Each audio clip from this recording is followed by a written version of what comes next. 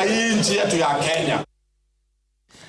Kinara wa chama cha United Green Movement UGM, David Maraga ameisuta serikali kwa kile anasema ni kuendeleza ufisadi kupitia maafisa wake wakuu.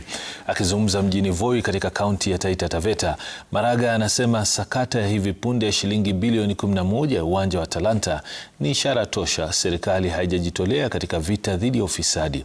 Aidha, Maraga anasema ataendelea na ziara za kaunti mbalimbali kuhimiza wananchi kujiandikisha kama wapiga kura. What is clear from the 14 counties that we have gone to is only one chorus. The Kenyans are tired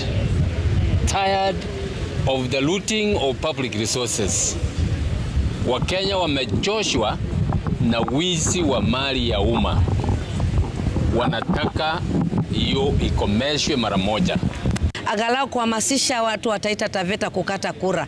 Kusema kweli, kupiga kura ni haki yetu. Kwa hivyo kila mtu anafaa kukaa na kitambulisho na angalau na kadi ya kura. Angalau atusiwe kusema ati sijapiga kura ama sina kura.